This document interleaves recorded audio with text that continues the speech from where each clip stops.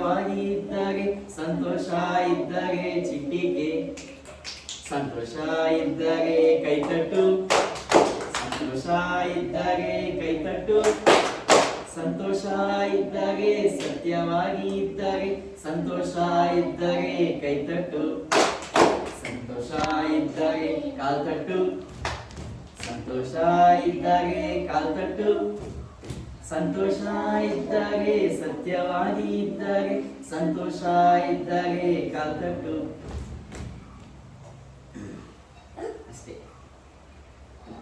ಇದರಿಂದ ಏನಾಗ್ತಾ ಇದೆ ನಿಮ್ಗೆ? ಯಾವಾಗಲೂ ಖುಷಿಯಾಗಿರ್ಬೇಕು, ಸರಿನಾ? ಯಾವಾಗಲೂ ಖುಷಿಯಾಗಿರ್ಬೇಕು, ಆಡ್ಕೊಂಡು ನಾವು ಯಾವಾಗಲೂ ಖುಷಿಯಾಗಿರ್ಬೇಕು. ಇನ್ನೊಂದು ಹಾಡು ಆಡೋಣ.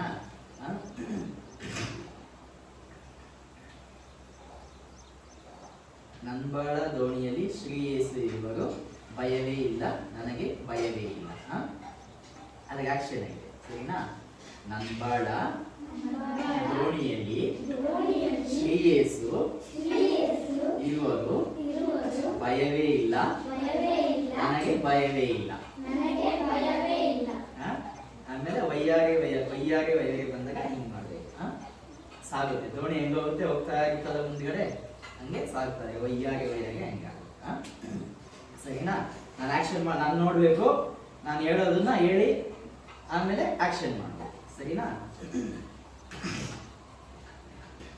ನಂಬಾಳ ದೋಣಿಯಲ್ಲಿ ಶ್ರೀ ಯೇಸು ಇರುವರು, ಭಯವೇ ಇಲ್ಲ ನನಗೆ ಭಯವೇ ಇಲ್ಲ, ಭಯವೇ ಇಲ್ಲ ನನಗೆ ಭಯವೇ ಇಲ್ಲ.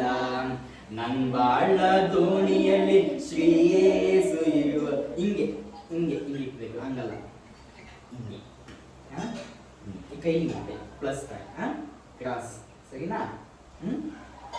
ನಂಬಾಳ ದೋಣಿಯಲ್ಲಿ ಶ್ರೀ ಯೇಸು ಇರುವರು, ಭಯವೇ ಇಲ್ಲ ನನಗೆ ಭಯವೇ ಇಲ್ಲ. ಭಯ ಅಂದ್ರೆ ಹಿಂಗೆ ನಡ್ಗೋದು, ನಡ್ಗೋದಾಗ ಭಯವೇ ಇಲ್ಲ ನನಗೆ ಭಯವೇ ಇಲ್ಲ, ಭಯವೇ ಇಲ್ಲ ನನಗೆ ಭಯವೇ ಇಲ್ಲ. ವಯ್ಯಾಗೆ ವಯ್ಯಾಗೆ ವಯ್ಯಾಗೆ ವಯ್ಯಾಗೆ ವಯ್ಯಾಗೆ ವಯ್ಯಾಗೆ ವಯ್ಯಾಗೆ ವಯ್ಯಾಗೆ ಮುಂದೆ ಮುಂದೆ ಸಾಗುವೆ, ವಯ್ಯಾಗೆ ವಯ್ಯಾಗೆ ಮುಂದೆ ಮುಂದೆ ಸಾಗುವೆ, ವಯ್ಯಾಗೆ ವಯ್ಯಾಗೆ.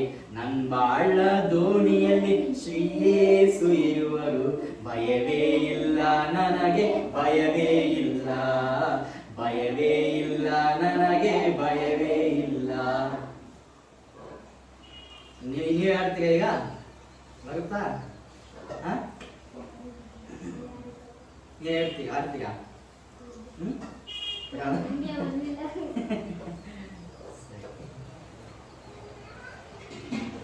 ನಮ್ಮ ಜೀವಿತದಲ್ಲಿ, ನಮ್ಮ ಲೈಫಲ್ಲಿ ಶ್ರೀ ಯೇಸು ಕ್ರಿಸ್ತನು ಇದ್ದಾಗ ನಮಗೆ ಯಾವ ಭಯನೂ ಇರಲ್ಲ, ಸರಿನಾ? ಇದೇ ಅರ್ಥ. ನಮ್ಮ ಜೀವಿತದಲ್ಲಿ ನಾವು ಸ್ಕೂಲ್ ಹೋಗ್ತಾ ಇದ್ದೀವಿ, ಸ್ಕೂಲ್ ಯಾರು ಎಷ್ಟನೇ ಕ್ಲಾಸು?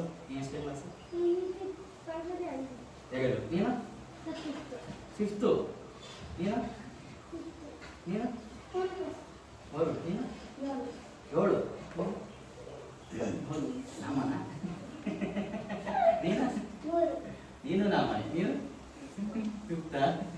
ಸರಿ, ಇವಾಗ ಸ್ಕೂಲ್ಗೆ ಹೋಗ್ತಾ ಇರ್ತೀವಲ್ಲ, ಸ್ಕೂಲ್ ಓದ್ಬೇಕಲ್ವಾ, ಚೆನ್ನಾಗಿ ನಮಗೆ ವಿದ್ಯೆ ಬುದ್ಧಿ ಜ್ಞಾನ ಬೇಕು ಅಂದರೆ ನಾವು ಯೇಸು ಸ್ವಾಮಿ ಹತ್ರ ಬಂದು, ದೇವರೇ ನಾವು ಏನಿಲ್ಲ ಮನೆಯಲ್ಲಿ ಓದೋಕ್ಕೆ ಮುಂಚೆ ಅಥವಾ ಸ್ಕೂಲ್ಗೆ ಹೋದವಾಗ ಎಕ್ಸಾಮ್ಸ್ ಬರೆಯುವಾಗ ನಾವು ಕುತ್ಕೊಂಡು ಕಣ್ಣು ಮುಚ್ಕೊಂಡು, ದೇವರೇ ಯೇಸಪ್ಪ ನಮ್ಗೆ ಬಂದು ಚೆನ್ನಾಗಿ ಜ್ಞಾನ ಕೊಡು, ನಮ್ಗೆ ಒಳ್ಳೆ ಬುದ್ಧಿ ಕೊಡು, ನಾವು ಎಕ್ಸಾಮ್ ಬರೀಬೇಕು, ಮನೆ ಓದ್ಕೊಳ್ಬೇಕು ಅಂತೇಳಿ ಒಂದು ಸುಮ್ಮನೆ ಕಣ್ಣು ಮುಚ್ಕೊಂಡು ಈ ಪ್ರೇಯರ್ ಮಾಡಿದ್ರೆ ದೇವರು ನಮಗೆ ಸಹಾಯ ಮಾಡ್ತಾರೆ.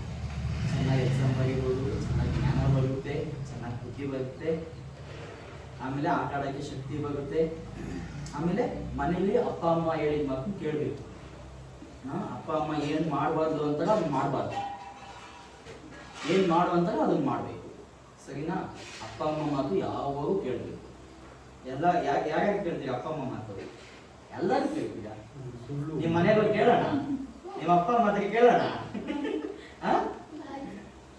ಏನಂತಾರೆ?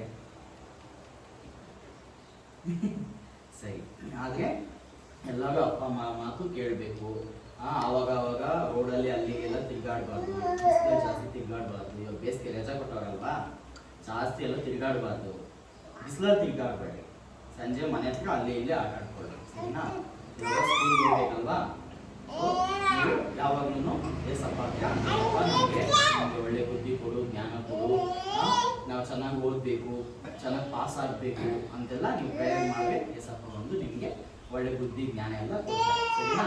ಮತ್ತೆ ಅಪ್ಪ ಅಮ್ಮ ಮಾತು ಕೇಳಬೇಕು. ಏನ್ ಮಾಡಬಾರ್ದು?